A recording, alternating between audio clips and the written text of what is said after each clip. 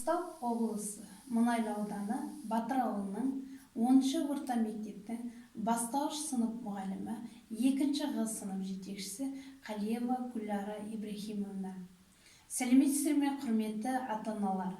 Еліміздегі төтенше жағдайға байланысты сабақты қашықтық оқыту арқылы бастаймыз. Соны түсіністікпен қарауыңызды сұраймын.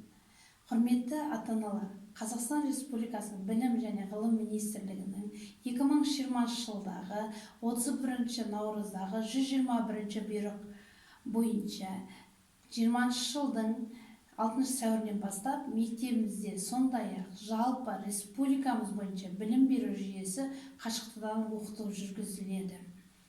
Бүгінгі ата-аналар жиналысының тақырыбы біздің мектепте қашықтық оқыту қалай жүргізіледі. Құрметті ата-аналар, қашықтық оқытуда біздер балдарымызға өте көмек беруіміз қажет. Ол үшін сіз болып, біз болып, мектеп болып, осы балаларымыздың болашағы үшін біз жұмыстануымыз қажет, көмек беруіміз қажет. Баламен бірге күн режимін жасап, баланың қолдаушысы, кеңесшісі болу, сабырлық, шыдамдылық таныту, жаңа тәжірибені қабылдау, құрылғыларменен шама келгенше қамтамасыз ету, балаға бағыт беруге көмектесу. Сабақтар қатаң түрде сабақ кестесі бойынша уақытында өткізіледі. Сабақ уақытында сабақ басталуына 5 минут қалғанда қосыламыз. Сабақ барысында бөлмеде қатаң тыныштық сақталуы тиіс. Оқушы мұғалімнің нұсқауларын қатаң орындау керек. Сабақты түсіндіру кезінде ата-аналар мен балаларға басқа чаттарға қосылу тыйым салынады. Сабақ барысында ата-аналарының араласуы тыйым салынады. Ұялы телефон толығымен қуаттану қажет. Мұғалімнің рұқсатынсыз сабақ, сурет, бейнетаспа желілерге жариялау тыйым салынады.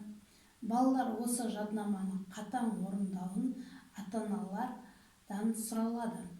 Сабақ барысында балалардың бөлмеден шықпауы, орынсыз тамақтанбауы, басқа бөгде заттармен алаңдамауға, қашықтық сабақта шығып кетпеуге назарда болуы керек. Балаңыздың аз уақыт қашықтықта болуы, көп уақыт өз бетімен жұмыс жасауын қадағалаңыз. Үй тапсырмаларын уақытында орындап, мұғаліммен кері байланыста болуын қадағалаңыз. Балаңыздың қосымша тапсырмалары орындауын, әдеби кітаптар оқуын, телеарна сабақтарын уақытында көруін қадағалаңыз. Елімізде болып жатқан жағдайларға түсінушілікпен қарап, ертеңгі болашағымыз үшін үйден шықпай білім алуға бізбен бірге болыңыз, үйде болыңыз.